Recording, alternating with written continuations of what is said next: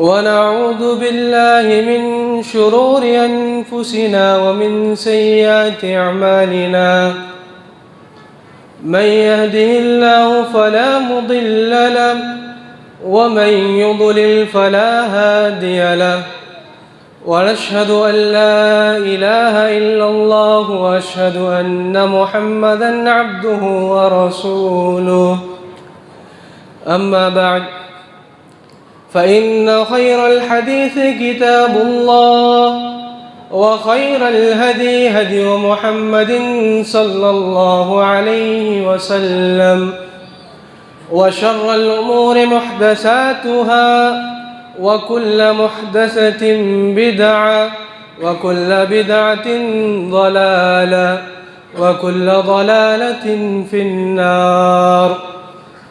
فأعوذ بالله من الشيطان الرجيم. بسم الله الرحمن الرحيم.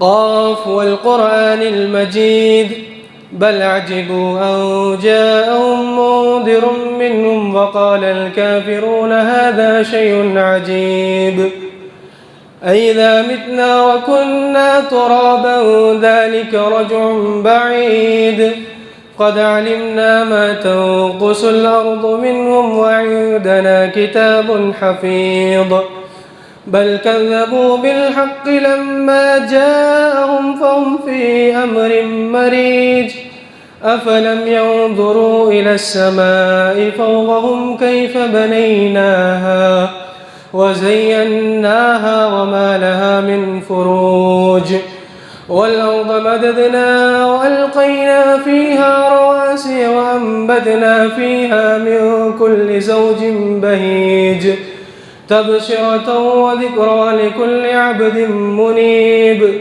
ونزلنا من السماء ماء مباركا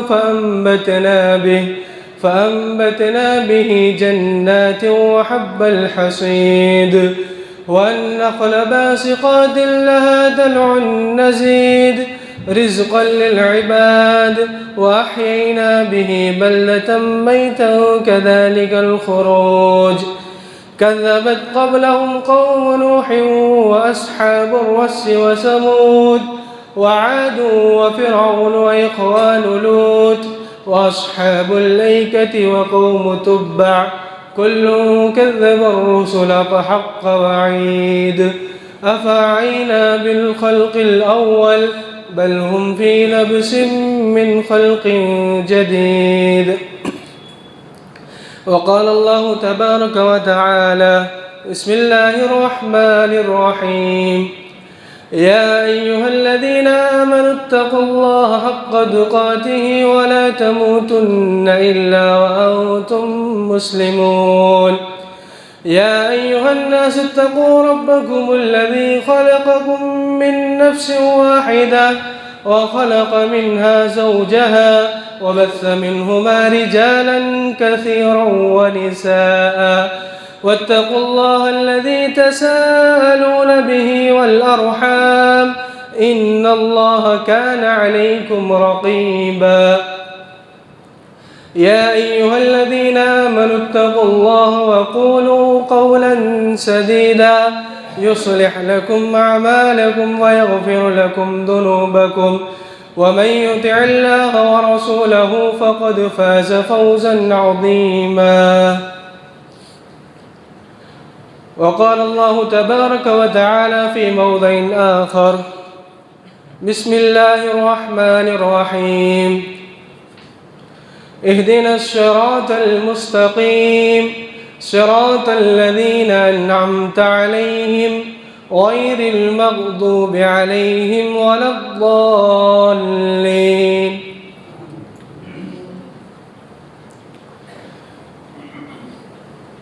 تمام قسم کی حمد و ثنا بزرگی بڑائی عظمت اس اللہ وحدہ لا شریک کے لیے لائق اور سزاوار ہے کہ جس خالق کل مالک ارض و سما نے ہم انسانوں کو اس کائنات کے اندر مبعوث فرمایا اور پیدا کرنے کے بعد یوں ہی بے بس بے سہارا لاچار مجبور نہ چھوڑا، بلکہ ہماری رشد و ہدایت کے لیے، ہمیں سیدھی راہ دکھانے کے لیے کم و بیش ولا تعداد انبیاء علیہ السلام کا سلسلہ نزول فرمایا۔ تمام انبیاء علیہ السلام پر درود و سلام ہو، بالخصوص ہمارے آخری نبی تاجدار مدینہ محمد مصطفیٰ صلی اللہ علیہ وسلم پر، اللہم صلی علیہ وبارک علیہ۔ محترم سامعین کرام، حاضرین جمعہ، آج کے اس خطبہ جمعہ کے اندر میں جس موضوع پر آپ سے گفتگو کروں گا وہ میرا موضوع سخن ہے، علم کی اہمیت۔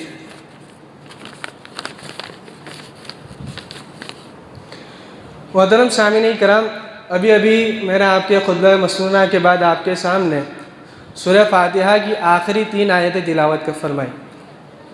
ان آیتوں کے اندر آپ نے غور کیا ہوگا کہ یہ آیتیں ہم روزانہ نماز کے اندر پڑھتے ہیں۔ اللہ کے نبی صلی اللہ علیہ وسلم نے فرمایا کہ اگر کوئی بھی نماز اگر انسان پڑھ رہا ہے، کسی بھی رکعت کے اندر اگر سورہ فاتحہ نہ پڑھی جائے تو اس کی رکعت نہیں ہوتی، رکعت گنی نہیں جاتی۔ ہر انسان ہر رکعت کے اندر سورہ فاتحہ کی تلاوت کرتا ہے۔ اب سورہ فاتحہ کے اندر جو یہ 3 آیتیں میں نے آپ کے سامنے پڑھی ہے، اس کے اندر آپ اللہ سے کیا مانگتے ہیں؟ اس کے اندر اللہ سے آپ مانگتے کہ اہدنا الصراط المستقیم، کہتے ہیں کہ اللہ تو مجھے صراط مستقیم پر چلا، سیدھی راہ بتا دے، سیدھی راہ پہ چلا۔ صراط الذین انعمت علیہم، کون سا صراط، کون سی مستقیم والی راہ؟ اللہ کے پاس آپ کیا دریافت کرتے ہیں؟ کون سی راہ کے بارے میں دریافت کرتے ہیں؟ کہتے ہیں کہ ایسی راہ جن کے اوپر تو نے جو لوگ ان پر چلے تو ان کو تو نے انعامات سے نواز دیا، ایسی راہ پر چلا۔ پھر فرمایا غیر المغضوب علیہم ولا الضالین، اور ان لوگوں کی طرح نہ چلانا کہ جو لوگ تیرے لیے کیا، اللہ نے ان کے اوپر غضبناک عذاب فرمایا، تو اللہ نے کہا لوگ کہتے ہیں کہ ہمیں ان میں سے نہ بنانا۔ تو یہ لوگ روزانہ نمازوں کے اندر اللہ سے دریافت کرتے ہیں۔ تو اسی کے اندر اہدنا الصراط المستقیم والی آیت، اب انسان کو صراط مستقیم پر چلنا ہے تو اس کے لیے علم تو چاہیے نا، علم تو چاہیے۔ اگر آپ کے پاس علم نہیں ہے تو آپ صراط مستقیم پر چلو گے، کون سی راہ اختیار کرو گے؟ آپ کو اسکول کے اندر ٹیچر بننا ہے تو اس کے لیے آپ اس کی فارمیلٹیز، اس کے لیے سال گواؤ گے، اس کے لیے محنت کرو گے، پڑھائی کرو گے، سیکھو گے، پھر سکھاؤ گے۔ اللہ کے نبی صلی اللہ علیہ وسلم فرماتے ہیں کہ انسان علم کے اعتبار سے، کہ انسان سب سے پہلے علم کو سنے، سیکھے۔ سب سے پہلے کیا کرے؟ علم کو سیکھے، سنے، سیکھنے کے بعد کیا فرمایا کہ پھر خود اسے یاد کر لے، ذہن میں بٹھا لے، ذہن نشین کر لے۔ اس کے بعد کیا فرمایا کہ اس کے بعد وہ عمل میں لے کے آ جائے۔ کیا کرے؟ اس علم کو یاد کر لے، رٹ لے، دماغ میں بیٹھا لے، اس کے بعد پھر اس کو عمل میں لے آئے، اور پھر فرمایا کہ پھر اس کو دوسرے تک پہنچائے۔ اللہ اکبر، کتنی بڑی بات۔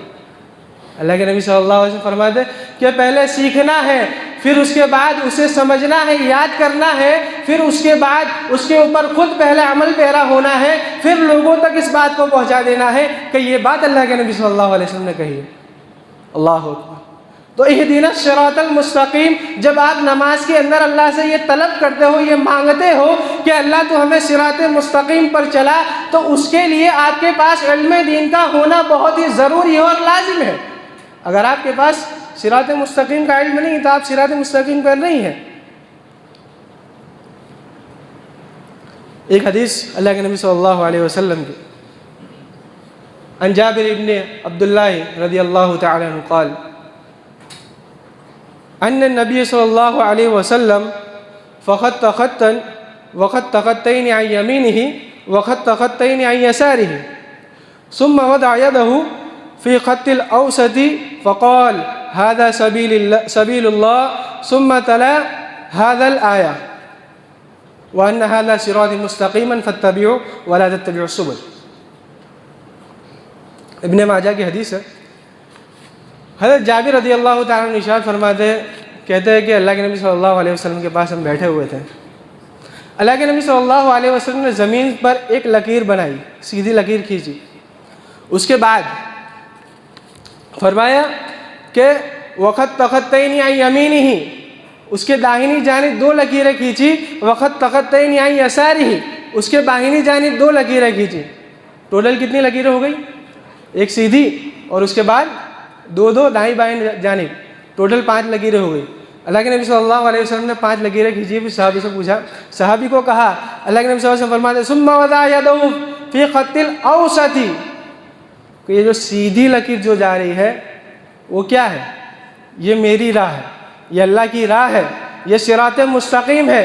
اور پھر اللہ کے نبی صلی اللہ علیہ وسلم نے آیت پڑھوائی کہ وَأَنَّ هَذَا صِرَاطِي مُسْتَقِيمًا فَاتَّبِعُوهُ وَلَا تَتَّبِعُوا السُّبُلَ فَتَفَرَّقَ بِكُمْ عَنْ سَبِيلِهِ۔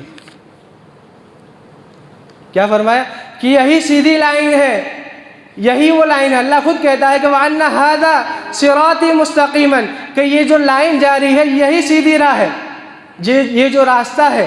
اللہ نے کیا کہا؟ یہ جو راستہ ہے۔ اللہ نے یوں نہیں کہا کہ یہ راستے جو صراط مستقیم تک لے جاتے، بلکہ اللہ کہتا ہے کہ وَأَنَّ هَذَا صِرَاطِي مُسْتَقِيمًا، کہ یہی ایک راستہ ہے جو مجھ تک لے کر آتا ہے، صراط مستقیما فاتبعوه۔ اور اللہ کے نبی صلی اللہ علیہ وسلم نے فرمایا کہ یہی اللہ کی راہ ہے۔ کیا کہا؟ یہی اللہ کی راہ ہے، یوں نہیں کہا کہ یہ میری راہ ہے، بلکہ اللہ کا نام دیا کہ یہ اللہ کی راہ ہے۔ اگر تم اس پر عمل پیرا ہو جاؤ، اگر تم جان لو کہ یہ راستہ اللہ کی طرف جا رہا ہے، تو تم اس پر گامزن ہو جاؤ۔ کتنی بڑی بات! اللہ کے نبی صلی اللہ علیہ وسلم نے کہا کہ یہی صراط مستقیم ہے، تم اس پر گامزن ہو جاؤ۔ محترم سامعین کرام، اسی طریقے سے علم جو ہے اس کی اہمیت، اس کی فضیلت اتنی بڑی ہے کہ جس کی کوئی انسان تلنا نہیں کر سکتا، کوئی سوچ نہیں سکتا کہ علم کی فضیلت کہاں تک پہنچتی ہے۔ اسی طریقے سے اللہ کے نبی صلی اللہ علیہ وسلم فرماتے ہیں، اللہ تعالیٰ نے قرآن مجید کے اندر ارشاد فرمایا قُلْ هَذِهِ سَبِيلِ أَدْعُو إِلَى اللَّهِ أَنَا وَمَنِ اتَّبَعَنِي قُلْ هَذِهِ سَبِيلِ۔ اللہ کے نبی صلی اللہ علیہ وسلم فرماتے ہیں کہ اللہ کے نبی صلی اللہ علیہ وسلم کو اللہ نے حکم دیا کہ نبی آپ کہہ دیجئے، قل کہہ دیجئے، هَذِهِ سَبِيلِ، کہ یہی وہ راستہ ہے، ادعو الی اللہ، جو اللہ تک جاتا ہے۔ یہ دوسری دلیل ہے، ایک دلیل آپ کو میں نے دے دی پہلے ہی، یہ دوسری قرآنی آیت کے اندر دلیل ہے کہ اللہ رب العالمین فرماتا ہے کہ قل هذه سبیلی ادعو الی اللہ، کہ نبی آپ کہہ دیجئے کیا کہ یہی راستہ ہے جو مجھ تک آتا ہے، اللہ کی طرف جاتا ہے۔ پھر فرمایا انا ومن اتبعنی، اللہ کے رسول صلی اللہ علیہ وسلم خود اپنی زبان سے کہتے ہیں کہ میں بھی اس پر ہوں اور میرے صحابہ بھی اسی پر ہیں۔ اللہ کیا کہتے ہیں کہ میں بھی اسی پر ہوں اور میرے صحابہ بھی اسی پر چل رہے ہیں۔ تو علم کا یہاں پر ہونا بہت ہی ضروری ہے۔ اگر انسان کے پاس علم نہیں ہوگا تو اس کو معلوم کیسے چلے گا کہ یہ راستہ کہاں جا رہا ہے، یہ راستہ کہاں جا رہا ہے؟ تو اسی لیے اللہ رب العالمین نے قرآن کے اندر کھول کے لوگوں کو بتا دیا کہ تم علم سیکھنا کتنا ضروری ہے۔ اسی طریقے سے علم کی فضیلت اتنی اہمیت ہے، ان کی اتنی فضیلت ہے کہ کوئی بھی بچہ ہے نا، جب پیدا ہوتا ہے، جب اپنی ماں کے بدن سے جدا ہوتا ہے، نکلتا ہے، جب اللہ تعالیٰ اسے پیدا کرتا ہے، تو آپ نے دیکھا ہے کہ کوئی بچہ علم والا پیدا ہو چکا ہو؟ آپ نے دیکھا ہے؟ آپ نے دیکھا کہ بدن سے نکلنے کے بعد فوراً وہ علم کی گواہی دے رہا، کہہ رہا ہے کہ لا الہ الا اللہ محمد رسول اللہ، اللہ کے سوا کو۔ اللہ کہتا ہے کہ ہم اسے فطرت پر پیدا کرتے ہیں، ہم اسے فطرت پر پیدا کرتے ہیں، اسلامی بنا کر پیدا کرتے، مسلمان بنا کر پیدا کرتے ہیں، مگر کسی کو علم والا بنا کر نہیں پیدا کرتے۔ جب بچہ پیدا ہوتا ہے تب وہ جاہل ہی پیدا ہوتا ہے، اس کے پاس کوئی طریقے کا علم نہیں ہوتا، علم نہیں ہوتا، مگر اس کے پاس صلاحیت علم ہوتی ہے۔ کیا ہوتی ہے؟ صلاحیت علم۔ جب ایک بچہ پیدا ہو تو اس کے ساتھ کیا کیا چیزیں اس کے ساتھ آتی ہے؟ بات کان اللہ نے دیے اس کو، زبان دی، آنکھیں دی، دماغ دیا۔ کیوں دیا اللہ نے؟ اللہ نے فرمایا، دلیل دی، واللہ اخرجکم من بطون امہاتکم لا تعلمون شیئا۔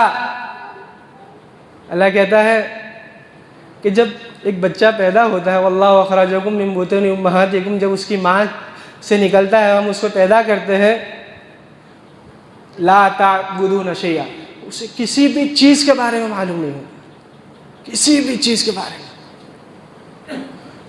کچھ بھی چیز وہ نہیں جانتے. پر آگے لفظ وَجَعَلَ لَكُمُ السَّمْعَ وَالْأَبْصَارَ وَالْأَفْئِدَةَ، اللہ کہتا ہے کہ ہم نے اسے معلومات تو نہیں دی مگر صلاحیت علم دے دیا. کیا دیا؟ وَجَعَلَ لَكُمُ السَّمْعَ، سننے کے لیے 2 کان دیا، وَالْأَبْصَارَ، دیکھنے کے لیے آنکھیں دی، وَالْأَفْئِدَةَ، اور عقل دی. اللہ نے دیا، کیوں دیا؟ علم حاصل کرنے کے لیے دیا. اور جو اللہ نے جو ہمیں یہ 3 چیزیں دی ہیں نا، اس کی اہمیت آپ جان لیجیے اس بات سے کہ جب انسان جب کچھ چیز کوئی علم حاصل کرتا ہے تو اگر اسے دیکھ کے حاصل کرنا ہے علم تو وہ اپنی آنکھوں کو اس طرف لگائے گا. اگر پیچھے دیکھ کر اسے علم حاصل کرنا ہو تو آنکھیں پیچھے جائیں گی، یوں کر کے پھر پیچھے گھومے گا، پھر دیکھے گا کہ ہاں یہاں سے علم یہ طلب ہو رہا.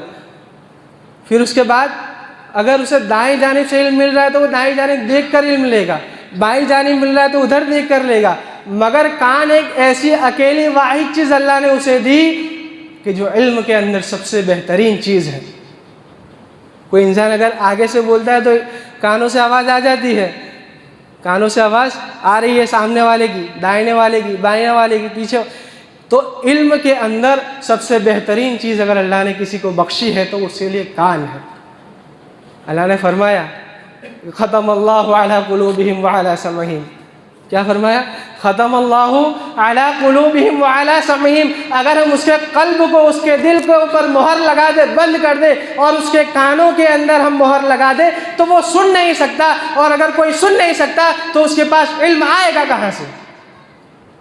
کانوں کو بند کر دیا جائے، پیچھے سے کوئی آواز لگائے، آپ کو سنائی آئے گا؟ آپ علم حاصل کر لو گے؟ آپ کو پتہ چلے گا کوئی بلا رہا ہے؟ نہیں معلوم پڑے گا. لیکن اللہ آنکھوں کے لیے فرماتا ہے ختم اللہ علی قلوبہم وعلی سمعہم وعلی ابصارہم غشاوہ، کہ اگر آنکھوں کو بند کرنا ہے تو صرف اس کے سامنے پردہ رکھ دو. ایک ہی کام، صرف پردہ رکھ دو گے آنکھیں بند ہو جائیں گی، اس کو کچھ دکھائی نہیں دے گا.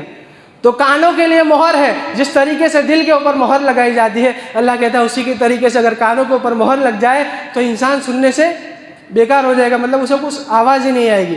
تو اسی لیے کان کی بڑی فضیلت ہے علم کے اعتبار سے. اسی طریقے سے آپ کے پاس اگر علم نہ ہو کسی بھی چیز کا تو آپ آگے کام نہیں کر سکو گے. کسی بھی چیز کا علم نہ ہو تو آپ عمل بھی نہیں کر سکتے. اگر آپ کے پاس دین کا علم نہیں، نماز کا علم نہیں، آپ کے پاس زکوٰۃ دینے کا علم نہیں، روزے رکھنے کا علم نہیں، پڑھنے کا علم نہیں، اگر کسی بھی چیز کا آپ کے پاس علم ہے نہیں تو آپ اس کے اوپر عمل نہیں کر سکتے. کیونکہ اللہ کے نبی صلی اللہ علیہ وسلم نے خود فرمایا کہ پہلے تم سیکھو، پھر اس کو یاد کرو، پھر اس کو عمل میں لاؤ، پھر لوگوں تک پہنچاؤ. اسی طریقے سے امام بخاری اپنی کتاب بخاری کے اندر ایک باب باندھتے ہیں، کہتے ہیں کہ جس کا نام باب العلم، کہ قبل القول والعمل، باب العلم قبل القول والعمل، کہ اگر انسان کو عمل کرنا ہے تو اس سے پہلے چاہیے کہ وہ اسے علم لے لے، اس سے پہلے چاہیے کہ وہ اس کا علم لے لے. اور اگر وہ عمل ایسے ہی کرا جائے اور اس کے پاس علم نہیں ہے تو وہ عمل بھی بیکار ہے، کوئی مطلب کا نہیں. تو اسی لیے ضرورت ہے ہمیں کہ پہلے جس چیز کے اوپر ہم گامزن ہیں تو اس کا علم لے، پھر اس کے بعد آگے چلیں، اس کے بعد عمل پیرا ہو. اسی طریقے سے توحید کا علم کتنا بڑا علم ہے. اگر انسان توحید کا علم نہیں حاصل کرے گا تو وہ تو مسلمان ہی نہیں ہے، وہ تو کافروں کے اندر شمار ہو جائے گا. جس طرح سورہ محمد کے اندر اللہ رب العالمین نے ارشاد فرمایا کہ فَاعْلَمْ أَنَّهُ لَا إِلَٰهَ إِلَّا اللَّهُ، فَاعْلَمْ أَنَّهُ لَا إِلَٰهَ إِلَّا اللَّهُ، کہ تمہیں چاہیے کہ تم علم حاصل کرو کس چیز کا؟ لا الہ الا اللہ کا. اگر تمہارے پاس لا الہ الا اللہ کا بھی علم نہیں تو تم بھی انہی کے اندر ہو، تم بھی انہی کے اندر ہو، جہنمیوں کے اندر، شرک والوں کے اندر، کیونکہ تمہارے پاس لا الہ الا اللہ کا علم، توحید کا علم نہیں. اتنا بڑا علم جس انسان کے پاس نہ ہو تو اس کی کامیابی اس دنیا کے اندر کیسے ہو سکتی ہے؟ وہ آخرت کے اندر کامیاب کیسے ہو سکتا ہے؟ تو سامعین کرام، ضرورت اس بات کی ہے کہ ہم علم دین کو سیکھیں. اسی طریقے سے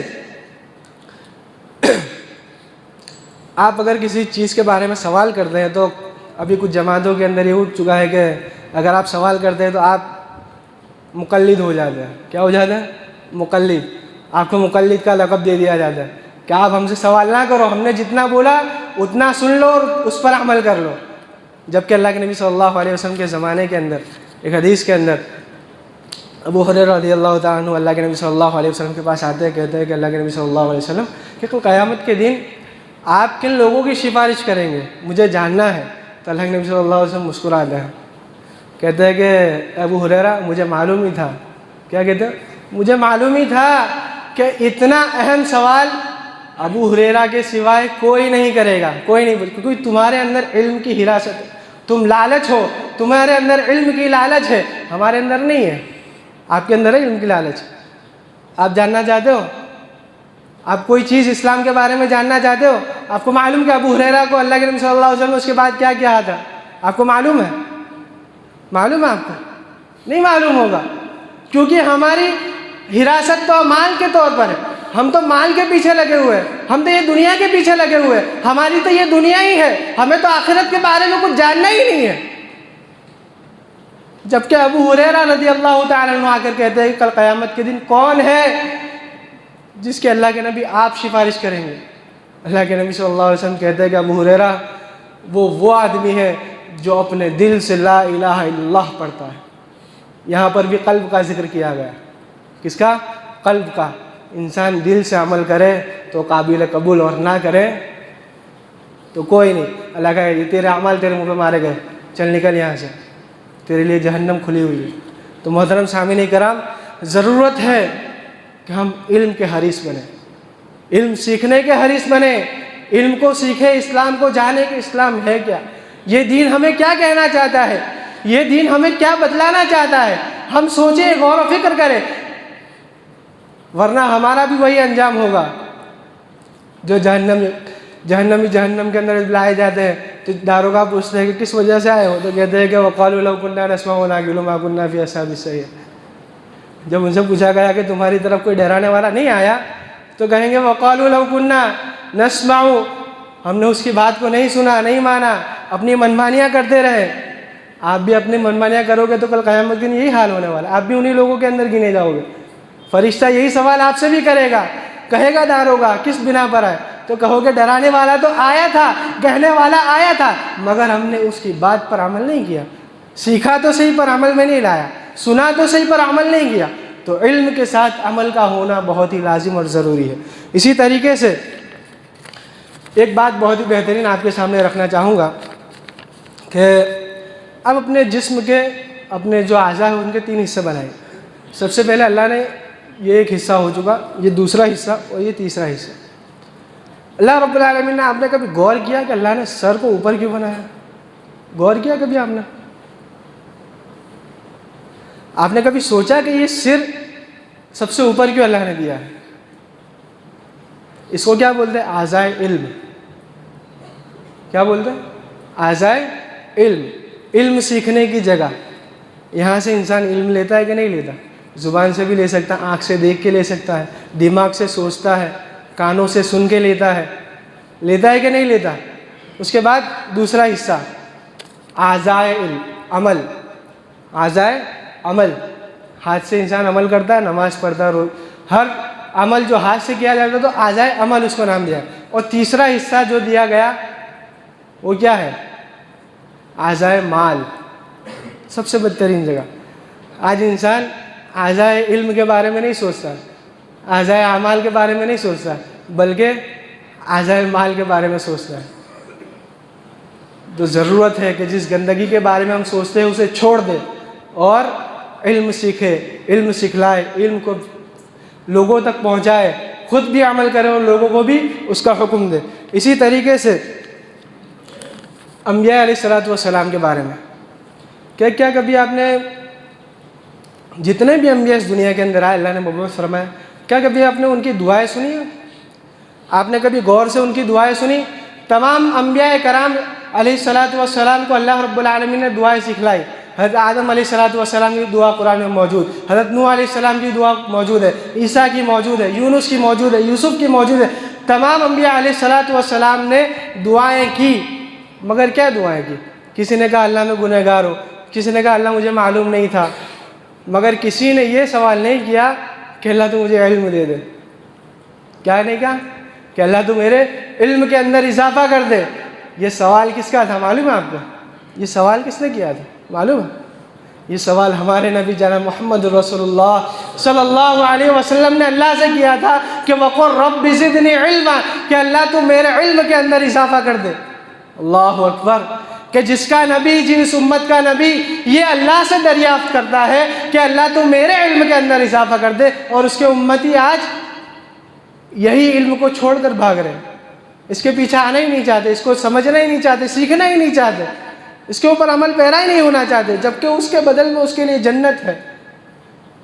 یہ سیکھ لے تو انسان، اللہ کہتا ہے کہ اس کے لیے جنت ہے۔ اللہ کے نبی صلی اللہ علیہ وسلم کی حدیث ہے کہ اللہ کے نبی صلی اللہ علیہ وسلم فرماتے ہیں کہ اگر کوئی انسان علم سیکھنے کی راہ میں نکلتا ہے، علم سیکھنے کے لیے، تو اللہ رب العالمین اس کے لیے جنت کا راستہ آسان کر دیتا ہے۔ کیا کر دیتا ہے؟ جنت کا راستہ آسان کر دیتا ہے۔ تو یہ دلیل ہے اس بات کی کہ اگر کوئی انسان علم سیکھتا ہے تو اس کے لیے اللہ رب العالمین جنت کا راستہ آسان کر دیتا ہے۔ اسی طریقے سے تمام انبیاء علیہ السلام کو اللہ نے کچھ معجزات دیے تھے، معجزات، بہت سارے معجزات ہر نبی علیہ السلام کو اللہ نے دیے۔ حضرت عیسیٰ علیہ السلام کو دیے، کیا کیا دیا؟ مٹی سے چڑیا بناتے اور اللہ کی طرف سے وہی آتی، پھونک مارتے اور اڑ جاتی۔ یہ کس کی طرف سے ہوتا؟ یہ اللہ کی طرف سے ہوتا۔ یہ معجزہ کس کو دیا؟ حضرت عیسیٰ علیہ السلام کو۔ موسیٰ علیہ السلام کو دیا تھا اژدہا، لاٹھی، پھینکتے سانپ بن جاتا، دریا میں مارتے راستہ بن جاتا۔ تمام انبیاء علیہ السلام کچھ نہ کچھ معجزات اللہ رب العالمین نے دیے۔ اسی طریقے سے یہ سارے کے سارے معجزات کیا تھے؟ عملی معجزات تھے۔ جب تک نبی زندہ تھے تب تک وہ اعمال تھے، جب نبی گزر گئے تو وہ ساری کے ساری چیزیں ختم ہو گئی۔ پھر کوئی چڑیا کو بنا کے پھونک مار کے اڑا دے، اڑا سکتا ہے؟ کوئی لاٹھی پھینک کر سانپ بنا سکتا ہے؟ کوئی لاٹھی کو سمندر کے اندر مار کر راستہ ہموار کر سکتا ہے؟ یہ اللہ رب العالمین نے سارے نبیوں کو عملی طور پر دیا، مگر اللہ کے نبی صلی اللہ علیہ وسلم کو علمی طور پر دیا۔ کیا دیا؟ کیا معجزہ دیا؟ سب سے بہترین چیز جس کے بارے میں کہتے ہیں کہ اگر اللہ رب العالمین کچھ لوگوں کو، کچھ امتوں کو اسی کی بنا پر اونچائی پر لے جاتا ہے اور کچھ لوگوں کو اسی کی بنا پر گرا دیتا ہے، تو یہی وہ چیز قرآن، اتنی بڑی ہدایت، اتنی بڑی کتاب، اتنا بڑا معجزہ جو علمی معجزہ ہے، جو کل قیامت تک باقی رہنے والا ہے۔ یہ معجزہ صرف اور صرف اللہ کے نبی صلی اللہ علیہ وسلم کو دیا گیا۔ آپ نے کبھی غور کیا کہ کیوں ایسا کیا گیا؟ کیونکہ اللہ کے نبی صلی اللہ علیہ وسلم کی شروعات جن کو نبی بنایا گیا تبھی ان کو کہہ دیا گیا تھا کہ اقرأ بسم ربک الذی خلق، کہ پڑھ اس رب کے نام سے۔ جن کو تعلیمی شروعات پڑھنے کے نام سے دی گئی، اسی نبی کو یہ قرآن مجید سونپا گیا، اور آج ہم اس سے دور ہیں، آج ہم اس سے غافل ہیں۔ تو محترم سامعین کرام، باتیں تو بہت ہے، علم کی اہمیت کے بارے میں باتیں تو بہت ہے، کہنے کے لیے بہت ساری چیزیں میں آپ کے سامنے لے کر آیا تھا، مگر وقت بہت کم ہے۔ اس وجہ سے میں اپنی بات کو یہی ختم کرتا ہوں۔ آپ لوگوں کو ضرورت اس بات کی ہے کہ آپ لوگ دین علم کو فضیلت دیں، اس کی اہمیت کو سمجھیں، اور اپنے آپ کو علم والا بنائیں، اپنے بچوں کو علم والا بنائیں، اپنی عورتوں کو علم والا بنائیں، اپنی بیویوں کو علم والا بنائیں۔ اگر آپ کی مائیں زندہ ہے، انہیں قرآن نہیں آتا، انہیں علم نہیں ہے، انہیں علم سکھلائیں، کیونکہ حضرت ابو ہریرہ رضی اللہ عنہ فرماتے ہیں کہ ہر انسان کو، چاہے وہ بوڑھا ہو، کیونکہ اللہ کے نبی صلی اللہ علیہ وسلم کی حدیث، ایک آخری حدیث میں آپ کے سامنے بیان فرما دوں کہ اللہ کے نبی صلی اللہ علیہ وسلم فرماتے ہیں کہ ہر دین علم کا سیکھنا ہر مسلمان پر فرض ہے۔ طلب العلم فریضۃ علی کل مسلم، چاہے بچہ ہو، جوان ہو، بوڑھا ہو، عورت ہو، مرد ہو، کوئی بھی انسان ہو، اگر مسلمان ہے تو اس کے اوپر یہ لازم ہے، فرض۔ جس طریقے سے نماز آدمی میں فرض ہے، روزہ رکھنا فرض ہے، اسی طریقے سے علم کا سیکھنا بھی فرض کر دیا۔ تو جسے بھی علم نہ ہو تو وہ چاہیے کہ وہ خود علم حاصل کرے۔ کیسے حاصل کرے گا؟ جو علم والا ہو اس کے پاس جائے، اس کے پاس جا کر بیٹھے، اس سے پوچھے، اس سے طلب کرے، اس سے مانگے، وہ آپ کو منع نہیں کرے گا، آپ کو دے گا۔ تو لہٰذا ضرورت اس بات کی ہے کہ ہم علم کو ترجیح دیں اور دنیا کو ترجیح نہ دے، اس مال کو ترجیح نہ دے، بلکہ جو اللہ نے یہ اعضاء اوپر بنائے اس کو ترجیح دے۔ اپنے کان کو علم سیکھنے کے لیے بنا لے، اپنی زبان کو علم بولنے کے لیے بنا لے، اپنی آنکھوں کو علم دیکھنے کے لیے بنا لے۔ ضرورت اس بات کی ہے کہ ہم زیادہ سے زیادہ علم سیکھیں، علم کو پھیلائیں اور علم کے اوپر گامزن رہیں۔ آخر میں اللہ رب العالمین سے دعا ہے کہ اللہ تبارک و تعالی ہم تمام مسلمانوں کو صحیح طریقے کا علم حاصل کرنے کی توفیق عطا فرمائے۔ اللہ ہم تمام مسلمانوں کو علم والا بنائے، اللہ ہم تمام مسلمانوں کو علم حاصل کرنے والا بنا دے، اللہ ہم تمام مسلمانوں کو علم حاصل کرنے کے بعد اس پر عمل پیلا ہونے والا بنا دے، اللہ ہم مسلمانوں کو کے گناہوں کو بخش دے۔ اللہ جب تک اس دنیا میں زندہ ہے ایمان اور ایمان پر زندہ رکھنا، اور جب ہمارا خاتمہ ہو لا الہ الا اللہ محمد رسول اللہ صلی اللہ علیہ وسلم پر ہو۔ آمین ثم آمین، وآخر دعوانا الحمد للہ رب العالمین۔ السلام علیکم۔